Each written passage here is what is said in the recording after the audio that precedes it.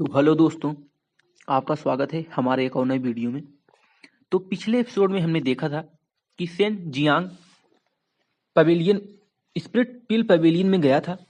वहाँ पर उसे सेन जेन हुओ मिला था।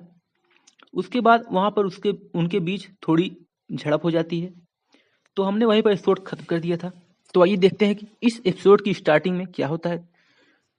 तो हमें इस एपिसोड की स्टार्टिंग में स्पिरिट पिल पवेलियन दिखाया जाता है। स्पिरिट पिल पवेलियन के भीतर फैला आतंक धीरे धीरे शांत हुआ जैसे ही सेन जियांग के हाथों से उठती वह भयानक ट्रू क्वी फ्लेम अचानक विलीन हो गई। कुछ ही क्षण पहले उसी लव ने पूरे पवेलियन को जला देने की धमकी दी थी और वहां मौजूद हर व्यक्ति उस दहकती शक्ति में छिपे उसके क्रोध को स्पष्ट रूप से महसूस कर चुका था। सेन जियांग ने व्यंग से सेन झेनहुओ की ओर देखा। जिस व्यक्ति ने उसे तुच्छ समझा था वही अब उसकी लव से भयभीत था। उस एक पल ने यह साबित कर दिया कि सच्ची शक्ति शब्दों की मोहताज नहीं होती। सेन जेन हुआ का चेहरा विकृत हो चुका था। कोई भी समझदार व्यक्ति ऐसी ट्रू क्वी फ्लेम को चुनौती नहीं देता। यहाँ तक कि नगर स्वामी की बेटी भी अवाक रह गई। उसकी आंखों में भय नहीं बल्कि एक गहरी समझ थी। वह देख चुकी थी कि सेन जियांग अपनी वास्तविक क्षमता का केवल एक ही अंश दिखा रहा था। उसी समय सफेद वस्त्रों में लिपटा एक छोटे कद का वृद्ध आगे आया। वह कोई साधारण व्यक्ति नहीं था। वह स्वयं स्पिरिट पिल पवेलियन का प्रमुख था, एक प्रसिद्ध एल्केमिस्ट जिसकी प्रतिष्ठा पूरे नगर में फैली हुई थी। उसकी आंखों में अविश्वास के साथ साथ उत्साह भी झलक रहा था। पहली मंजिल पर मौजूद हर व्यक्ति तब सिहर उठा जब उस वृद्ध ने सेन जियांग को अपना शिष्य बनाने की इच्छा प्रकट की। यह वही पद था जिसके लिए कुलीन परिवार के युवा वर्षों तक प्रतीक्षा करते थे। लेकिन सेन जियांग ने बिना किसी हिचक के शांत भाव से उस प्रस्ताव को अस्वीकार कर दिया। कारण स्पष्ट था, वह व्यक्ति उसके दादा का शत्रु था और सेन जियांग के लिए उसके दादा का ऋण किसी भी सुनहरे अवसर से बड़ा था। वह बिना पीछे मुड़े गर्व और निश्चय के साथ वहां से चला गया। उसके जाते ही पवेलियन में एक अजीब सी खामोशी छा गई। लोग समझ नहीं पा रहे थे कि कोई इतना बड़ा अवसर कैसे ठुकरा सकता है। कुछ ने उसे मूर्ख कहा, लेकिन कुछ की आंखों में भय था क्योंकि वे समझ चुके थे कि यह युवक साधारण नहीं है। सेन जेन हुआ भीतर भीतर जल रहा था। अभी भी अपमानित होने के बावजूद अब वह पूरी तरह उपेक्षित हो चुका था। लोगों की दृष्टि में एक अल्केमिस्ट भले ही उसके पास आध्यात्मिक नशे ना हो, किसी भी तथाकथित प्रतिभाशाली योद्धा से अधिक खतरनाक होता है। गोलियों के सहारे वह नश्वर मॉर्टल मार्टिरिलम में भी राक्षसी शक्ति प्राप्त कर सकता था। सेन परिवार लौटते ही सेन जियांग ने सारी घटना सेन तियान हु को बता दी। यह सुनकर सेन तियान हु अत्यंत प्रसन्न हुआ। उसके लिए यह स्पष्ट था कि उसके पुत्र की ट्रू क्वी फ्लेम भविष्य में सेन परिवार की नीति बदल सकती है। उस रात सेन जियांग अपने छोटे आंगन में लौटा। उसने आध्यात्मिक जड़ी बूटियों को लगाया और फिर पालथी मारकर बैठ गया। ताइची डिवाइन स्किल और ड्रैगन सलाइवा टेक्निक के सहारे वह स्वर्ग पृथ्वी की आध्यात्मिक ऊर्जा को तीव्रता से अवशोषित करने लगा। ड्रैगन सलाइवा टेक्निक के प्रभाव से उसकी जीभ पर एक रहस्यमयी तरल संघनित हुआ। भोर के समय उसकी जीभ पर जमी नीली ओस की एक बूंद चमक रही थी। ड्रैगन सलाइवा उस एक बूंद को पानी में मिलाते ही पूरा जल नीली रोशनी से चमक उठा। जब उस जल से आध्यात्मिक जड़ी बूटियों को सींचा गया तो असंभव घटित हो गया। जो जड़ी बूटियां सामान्यतः 3 वर्षों में परिपक्व होती थी, blue spirit grass, blood essence flower, profound bright flower और स्पिरिट लीफ ग्रास, वे मात्र एक महीने में पूर्ण विकसित हो चुकी थी। सेन तियान हु यह दृश्य देखकर स्तब्ध रह गया। उसने बिना प्रश्न पूछे केवल एक चेतावनी दी। यह शक्ति दिखावे के लिए नहीं थी। इसके बाद सेन जियांग ने एल्केमी के मार्ग पर पहला कदम रखा। वह साधारण सी एल्केमी फर्नेस उसके सामने रखी गई, लेकिन उसके लिए वही पर्याप्त थी। पिछले महीने में उसने सुमेयाओ से एल्केमी थ्योरी और व्यवहारिक कठिनाइयों का गहन प्रशिक्षण प्राप्त किया था। उसे पता था फ्लेम नियंत्रण, ट्रू कुई का प्रवाह और पिल कंडेंसन का सही क्षण। इनमें से एक भी चूक असफलता का कारण बन सकती थी। भट्टी के सामने बैठते हुए सेन जियांग ने गहरी सांस ली। उसने अपने हाथ भट्टी पर रखे, अपनी मानसिक शक्ति को भीतर प्रवाहित किया और ट्रू कुई फ्लेम को धीरे धीरे जागृत किया। यह केवल गोलियां बनाने की प्रक्रिया नहीं थी, यह उस मार्ग की शुरुआत थी जो उसे एक साधारण युवक से एक लेजेंडरी एल्केमिस्ट में बदलने वाला था। जैसे ही ट्रू कुई फ्लेम रसायन भट्टी एल्केमी फर्नेस के भीतर प्रवाहित हुई, अंदर रखी स्पिरिट हर्ब पल भर में सूख गई। उनकी स्पिरिचुअल एसेंस को बाहर निकालने तक का अवसर भी नहीं मिला। सब कुछ राख में बदल गया। पहला प्रयास पूरी तरह असफल, लेकिन सेन जियांग निराश नहीं हुआ। उसे यह स्पष्ट था कि समस्या उसकी क्षमता में नहीं बल्कि हीट कंट्रोल में थी। उसकी फ्लेम बहुत शक्तिशाली थी, इतनी शक्तिशाली कि साधारण स्पिरिट हर्ब उसे सहन नहीं कर पा रही थी। दूसरे प्रयास में उसने फ्लेम को नियंत्रित किया, तीसरे में और अधिक सावधानी बरती, फिर भी असफलता मिली। 3 असफलताओं के बाद अनुभव ने उसे सिखा दिया, एल्केमी में शक्ति से ज्यादा सूक्ष्म नियंत्रण आवश्यक होता है। चौथे प्रयास में फर्नेस के भीतर का दृश्य बदल गया। यह एल्केमी फर्नेस विशेष था। आध्यात्मिक स्पिरिचुअल एनर्जी डालने पर भीतर की प्रक्रिया स्पष्ट दिखाई देती थी। सेन जियांग ने देखा कि अलग अलग स्पिरिट हर्ब्स से विभिन्न रंगों की स्पिरिचुअल एनर्जीज बाहर निकल रही थी। उसने अपनी मेंटल फोर्स का उपयोग कर उन ऊर्जाओं को नियंत्रित किया और उन्हें एनर्जी वॉर्टेक्स में संघनित करना शुरू कर दिया। सूखी हुई जड़ी बूटियां धीरे धीरे जलकर महीन मेडिसिनल पाउडर में बदल रही थी। यहीं से असली परीक्षा शुरू हुई। सेन जियांग ने 5 अलग अलग एनर्जी वॉर्टेक्स बनाए और उन्हें समान मात्रा में मेडिसिनल पाउडर के साथ मिलाने लगा। वह इस समय मॉर्टल मार्टियर रिलम 5th लेवल पर था और उसकी मानसिक शक्ति सामान्य से कहीं अधिक मजबूत थी। फिर भी 5 गोलियां एक साथ बनाना उसकी सीमा को छू रहा था। पसीना उसके माथे से बहने लगा। ट्रू कुई फ्लेम में खर्च हो रही थी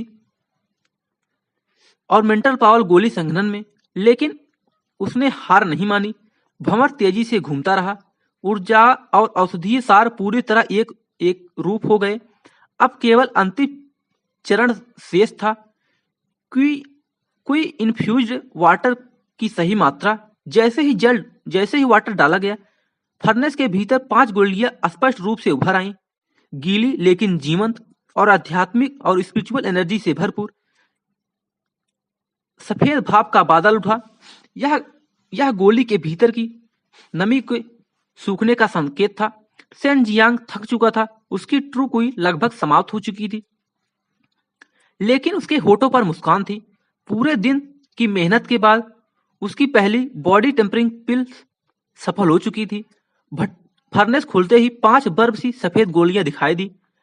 उनसे उठती हल्की भाप उनकी ताजगी का प्रमाण थी। यदि कोई अनुभवी एल्केमिस्ट यह दृश्य देख लेता तो उसका आत्मसम्मान चूर चूर हो जाता, क्योंकि जहां साधारण लोग 3 से 5 वर्षों में एक गोली बनाना सीखते हैं, वहीं सेन जियांग ने पहले ही दिन 5 गोलियां बना ली थी। यह केवल प्रतिभा नहीं थी, यह हेवन डिफाइंग कॉम्प्रहेंशन थी। यहाँ तक कि सुमेयाओ और बाई युयू, जो स्वयं रहस्यमय और अनुभवी अस्तित्व थे, भी स्तब्ध रह गई। उनकी हथेलियों पर रखी गोलियां चमक रही थी, मानो सेन जियांग की क्षमता का साक्ष्य हो। सेन जियांग के भीतर एक अजीब सी ऊर्जा दौड़ रही थी। वह जानता था वह अब केवल एक साधक नहीं है, वह एल्केमी पाथ पर प्रवेश कर चुका था। एक बॉडी टेम्परिंग पिल की कीमत लगभग 700 स्पिरिट स्टोन थी। 5 गोलियां सीधे 3500 स्पिरिट स्टोन की बिकती, और यह तो बस शुरुआत थी। उसने एक गोली स्वयं खाई तुरंत उसकी ट्रुक हुई आधे से अधिक भर गई। बाकी 4 गोलियां उसने अपने पिता सेन तियानहू के लिए रखी। रात गहरी हो चुकी थी, लेकिन सेन तियानहू अब भी अपने अध्ययन कक्ष में साधना और मार्टिल डाओ पर विचार कर रहे थे। जब उन्होंने गोलियां देखी, अभी भी हल्की गर्म, तो उनका मन सुन्न हो गया। एक ही दिन में अल्केमी की बुनियाद और इतनी उच्च गुणवत्ता। उनकी आंखों में गर्व और चिंता दोनों थे, क्योंकि ऐसा प्रतिभाशाली व्यक्ति केवल सौभाग्य नहीं बल्कि खतरा भी होता है। सेन तियानहू ने तुरंत निर्णय लिया, पहले निम्न श्रेणी की मॉडल स्पीड पर ध्यान दो, जल्दबाजी मत करो। अगले दिन सेन जियांग फिर भट्टी के सामने था। अब उसका हाथ स्थिर था, मन शांत और नियंत्रण पूर्ण। इस बार केवल 2 घंटों में एक और बैच तैयार हो गया। इसके बाद के दिनों में वह केवल बॉडी टेम्परिंग पिल्स तक सीमित नहीं रहा। उसने क्वी recovery pills, healing pills, detox pills और क्वी कंडेंसन पिल्स जैसी कई लो ग्रेड मॉडल पिल्स बनाने की शुरुआत कर दी। शुरुआत में असफलताएं आई, लेकिन हर असफलता उसे जड़ी बूटियों के स्वभाव और उष्मा नियंत्रण की नई समझ देती थी। रात की साधना के दौरान वह लगातार ड्रैगन सलाइवा टेक्निक का उपयोग करता रहा। नीली ओस की बूंदें गिरती रहीं, जड़ी बूटियां तेजी से परिपक्व होती रहीं और उसका मार्ग और स्पष्ट होता जाता। 1 महीना बीत गया। अब सेन जियांग कम श्रेणी की मॉर्टल गोलियां बनाने में पूरी तरह निपुण हो चुका था, और यह केवल शुरुआत थी। आज सेन जियांग ने सुबह उठते ही आध्यात्मिक जड़ी बूटियों को पकाने की कोई जल्दीबाजी नहीं की। आज का दिन साधारण नहीं था। वह दिन सेन परिवार के महल के केंद्र में स्थित विशाल पत्थर निर्मित चौक की ओर बढ़ गया, क्योंकि आज सेन फैमिली पैट्रियार्च इलेक्शन होने वाला था। 3 महीनों से सेन परिवार बिना मुखिया का था, और इसी कारण अंदरूनी अस्थिरता धीरे धीरे उभरने लगी थी।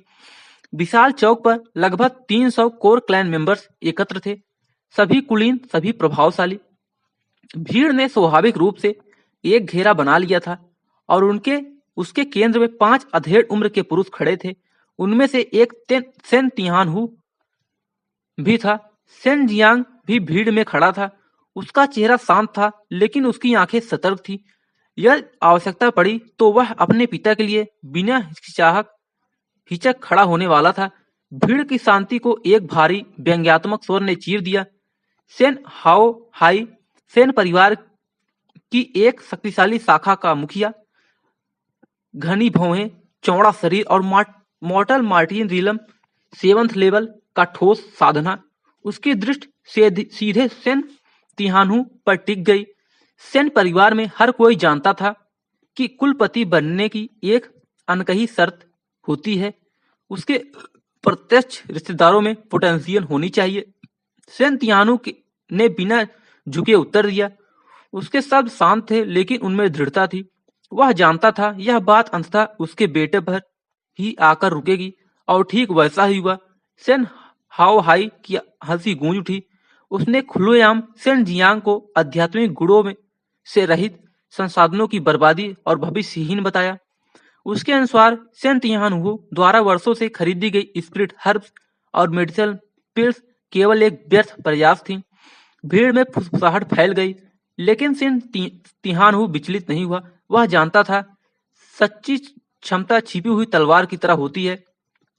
उसने स्पष्ट किया कि उसका पुत्र ट्रू कुई का संचार कर सकता है और एल्केमी टैलेंट रखता है। यह बात वरिष्ठों के कानों तक पहले ही पहुंच चुकी थी। स्पिरिट पिल पवेलियन की घटना अब कोई रहस्य नहीं थी। फिर भी सेन हाओ हाई ने ठहाका लगाया। उसके अनुसार मास्टर के बिना कोई एल्केमिस्ट नहीं बन सकता। उसी क्षण भीड़ के भीतर से एक शांत स्थिर स्वर उभरा। सेन जियांग आगे बढ़ा। उसकी आंखों में ना घबराहट थी, ना आवेग, केवल आत्मविश्वास। उसने स्पष्ट रूप से कहा कि वह अब low grade mortal body tempering pills बना सकता है। क्षण भर के लिए पूरा चौक स्तब्ध रह गया। फिर सेन हाओ हाई की हंसी सुनाई दी।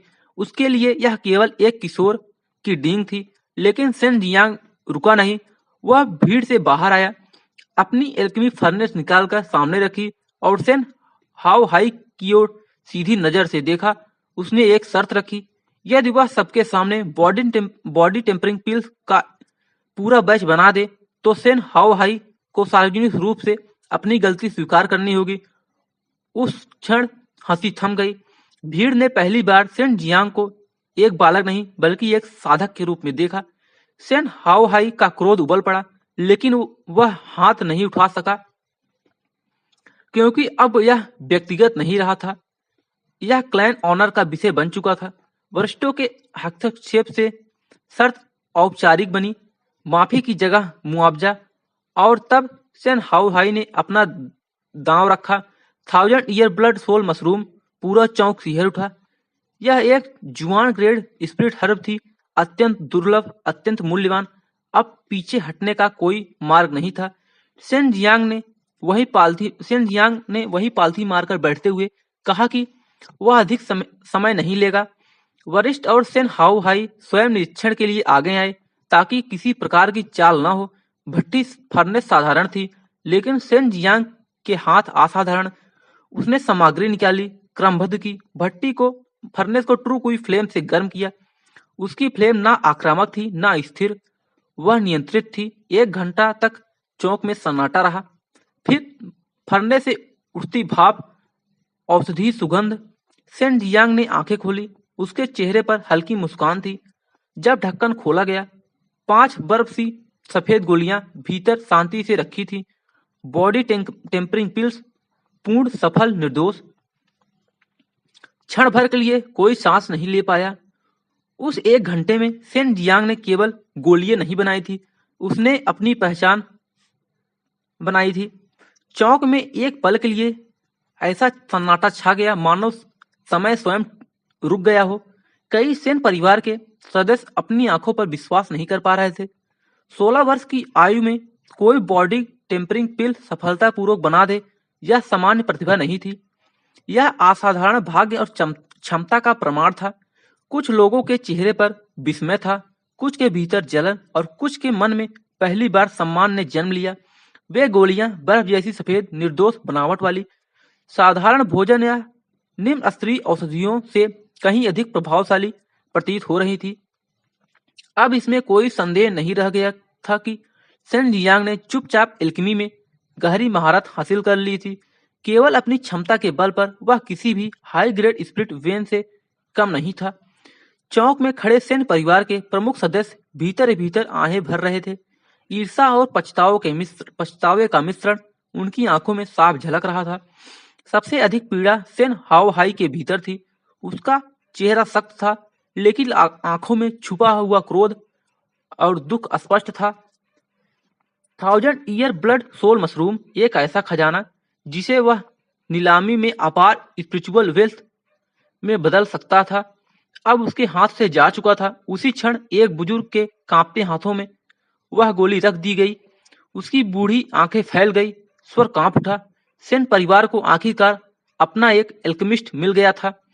यह साधारण वाक्य नहीं था, यह वर्षों के अपमान, बाहरी निर्भरता और तानों पर पड़ा एक करारा प्रहार था। अब उन्हें अन्य शक्तिशाली कुलों के सामने सिर झुकाकर एल्केमिस्ट नहीं बुलाने पड़ेंगे। और सबसे भयावह बात, यह एल्केमिस्ट केवल 16 वर्ष का था। यदि वह जीवित रहा, यदि उसे संसाधन मिले, तो ग्रैंड मास्टर एल्केमिस्ट बनना केवल समय की बात थी। सेन तियानू के चेहरे पर पहली बार खुलकर हंसी उभरी, पर सेन हाउ हाई के लिए यह अपमान असहनीय था, क्लेश और ईर्ष्या से भरा हुआ। उसने रक्त लाल रंग का विशाल ब्लड सोल गैंडोडर्मा निकालकर सेन जियांग की ओर फेंक दिया।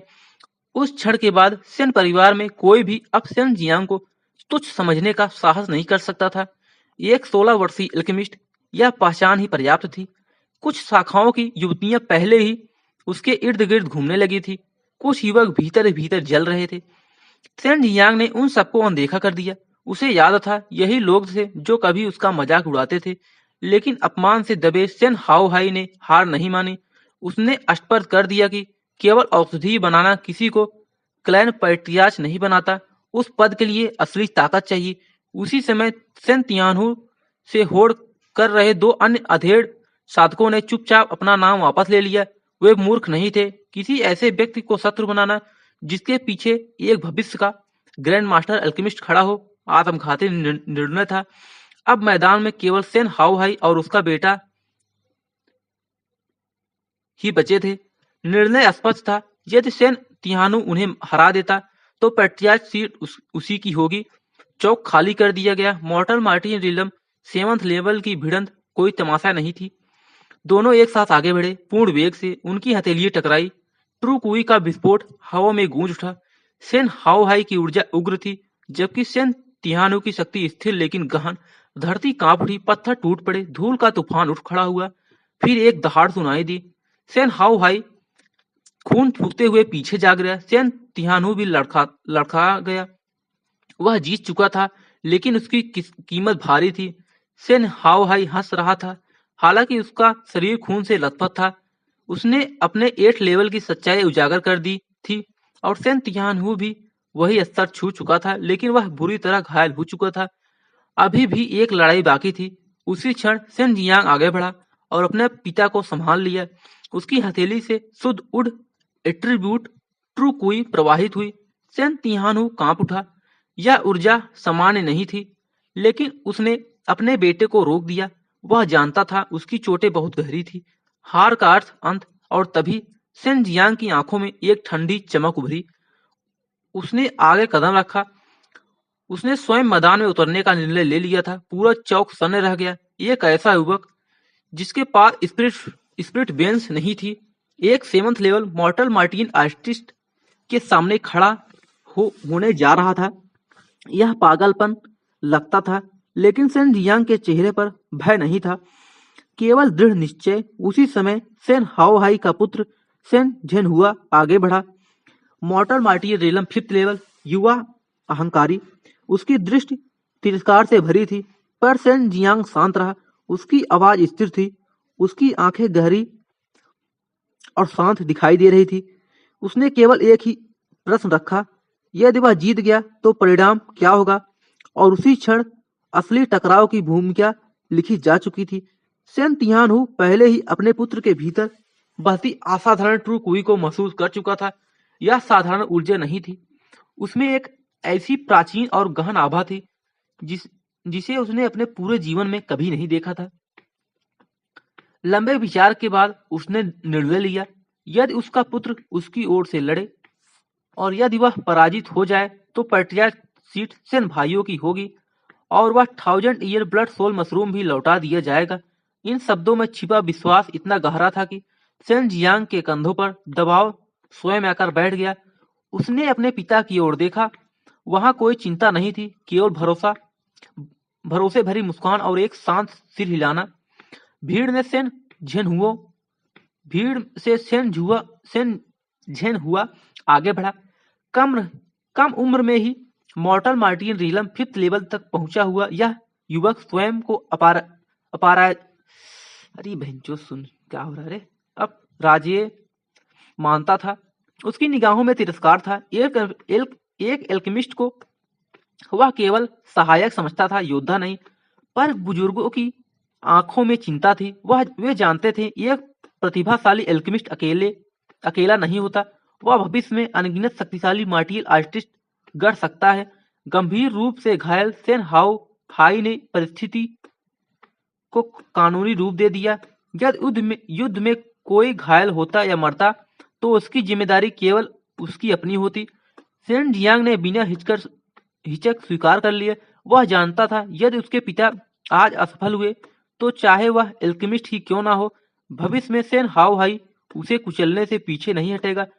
निर्णय स्पष्ट था, पहले सेन झेनहुआ, फिर यदि संभव हुआ तो सेन हाओहाई का छोटा भाई। सेन झेनहुआ ने मुट्ठियां भींच ली। उसकी मेटल एट्रीब्यूट ट्रू कुई उछलने लगी। सेन तियानहू का संकेत मिलते ही वह बाज की तरह झपटा। हवा फट गई। सुनहरी ऊर्जा घूमती हुई एक विशाल हथियार में बदल गई। Heavenly sun x strike. यह सेन परिवार की high grade spiritual martial art थी। ट्रू कुई को ठोस हथियार में बदलने वाली अत्यधिक विनाशकारी तकनीक। सुनहरी सुनहरी कुल्हाड़ी आसमान चीरती हुई सेन जियांग पर गिरी और सेन जियांग हिला तक नहीं। सबने समझा वह डर गया है, लेकिन अगले ही क्षण उसके भीतर से एक प्राचीन गर्जना फूटी। Blue dragon roar. ध्वन ने हवा को चीर दिया। नीली ब्लू ड्रैगन ट्रू कुई विस्फोट की तरह फूटी और पूरे मैदान को भर दिया। यह साधारण ऊर्जा नहीं थी, यह जीवन, प्रभुत्व और प्राचीन ड्रैगन की शक्ति से भरी हुई थी। सुनहरी कुल्हाड़ी उसी क्षण चूर चूर हो गई। हवा, बिजली और ट्रू कुई का तूफान उठा। भीड़ अवाक रह गई। यह शक्ति साधारण मार्टिल आर्ट से कोसों ऊपर थी। सेन तियानू की आंखों में गर्व चमक उठा, जबकि सेन हाओ हाई और अन्य वरिष्ठों के चेहरे गंभीर हो गए। वे समझ चुके थे यह युवक साधारण नहीं था। दहाड़ के तुरंत बाद सेन जियांग हरकत में आया। वह ड्रैगन की तरह फिसला और एक झपक में सेन झेनहुआ के सामने प्रकट हुआ। उसकी पांचों उंगलियों से नीली रोशनी फूटी। हाथ फैलाते ही वह ब्लू ड्रैगन क्लॉ में बदल गया। पंजे तेज, धारदार और ब्लू ड्रैगन डिवाइन आर्ट की शुद्ध शक्ति से भरे हुए थे।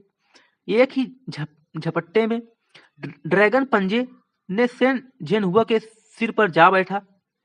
घातक दबाव, एक चीख और खून की बौछार। सेन झेनहुआ कई कदम पीछे उड़ता हुआ जा गिरा।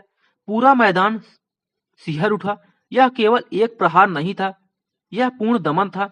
धमाके के साथ उसका शरीर जमीन से टकराया। कुछ पल बाद ही सबको यकीन हुआ यह सच था। जिसके पास स्पिरिट वेंस नहीं थी, उसने 5th लेवल मार्टियल आर्टिस्ट को एक ही क्षण में पराजित कर दिया था। सेन हाओ हाई ने अपने पुत्र को खून से लथपथ देखा। सांस चल रही थी। यही राहत की बात थी। वह समझ गया कि सेन जियांग ने जानबूझकर हाथ रोका था। उसने कृतज्ञता से सेन तियानू की ओर देखा। उत्तर में केवल एक शांत मुस्कान मिली। सेन जियांग की दृष्टि निर्मल थी, उसकी आवाज स्थिर। यह परिणाम किसी दया का नहीं था, यह क्षमता का अंतर था। और फिर उसने सीधी निगाह से उसे देखा। अब वह पूछ रहा था, क्या वह अब अपने पिता की ओर से इस युद्ध को आगे बढ़ाने के योग्य है? उसी क्षण पूरा सेन परिवार जान चुका था, एक नया युग चुपचाप दरवाजे पर खड़ा है। सेन जियांग केवल एक युवा एल्केमिस्ट ही नहीं था। इतनी कम उम्र में उसने मॉर्टल मार्टियल रिलम 5th लेवल तक की साधना कर ली थी। फिर भी उसमें घमंड की कोई झलक नहीं थी। यही शांत स्थिर स्वभाव उसे सेन परिवार के कुछ शाखा प्रमुखों और बुजुर्गों का मौन समर्थन दिला चुका था। उसकी निगाहें सेन हाओ हाई के बगल में खड़े व्यक्ति पर ठहर गई। वह था सेन ई हान, दाढ़ी वाला, शांत, आकर्षक, अधेड़ व्यक्ति। सेन हाओ हाई का छोटा भाई, मॉर्टल मार्टिन रिलम 7th लेवल का साधक। शुरू से ही वह मौन था, लेकिन वही मौन सबसे भारी था। अब सेन जियांग को उसी से सामना करना था।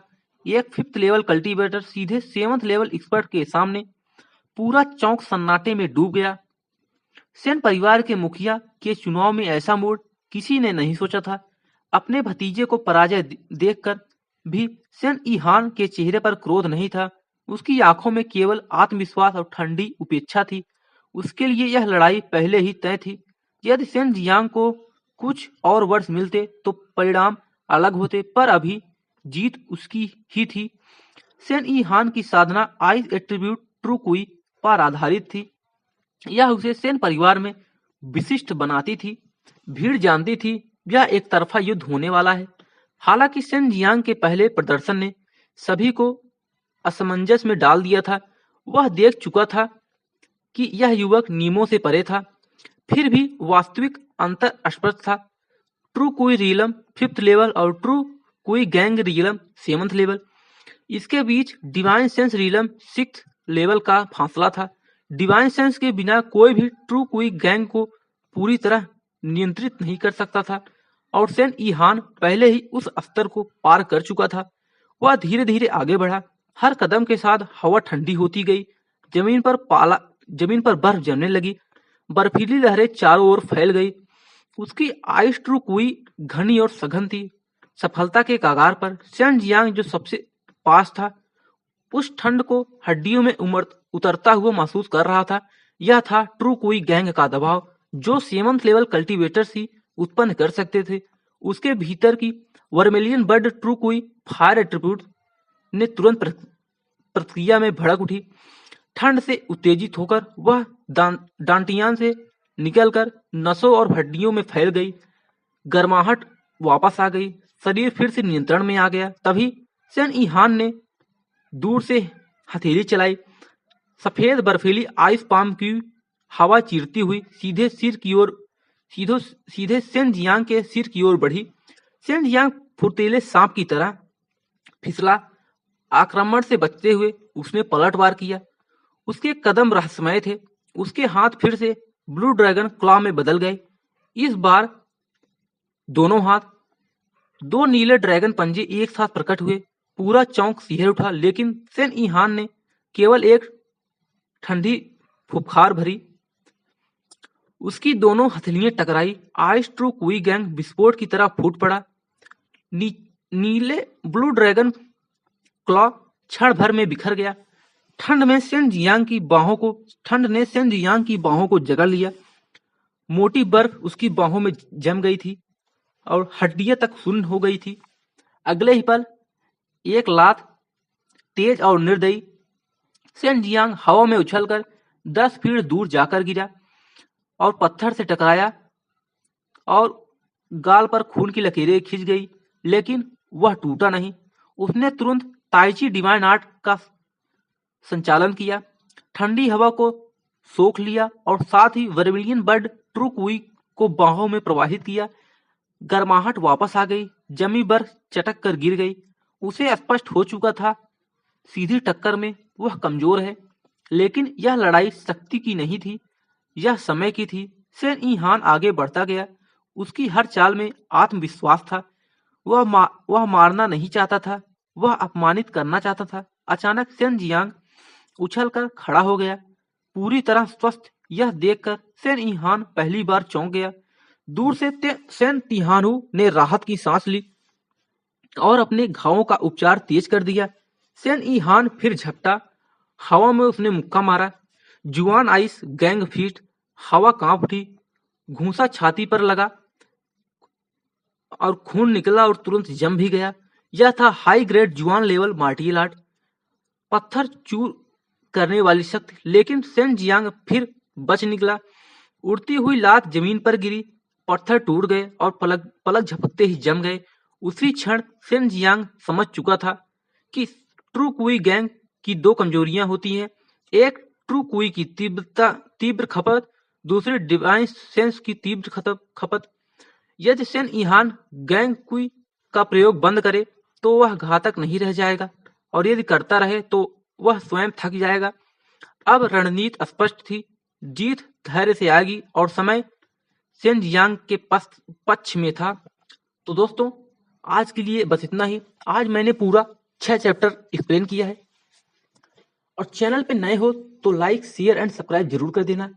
और दोस्तों, स्टोरी अच्छी लगी हो तो मुझे बता देना। अगला एपिसोड कल सुबह आएगा, जो होगा ग्रैंड वर्ल्ड का। उसके बाद शाम को फिर से आएगा डैन गॉड का एपिसोड, क्योंकि इसमें लगभग कितने 5200 प्लस चैप्टर्स हैं। इसको एक्सप्लेन करने में बहुत ज़्यादा समय लगेगा, तो इसको हम धीरे धीरे रोज 1 या 2 एपिसोड करके रोज एक्सप्लेन करेंगे। तो दोस्तों, मिलते हैं अगले एपिसोड में। आज के लिए बस इतना ही।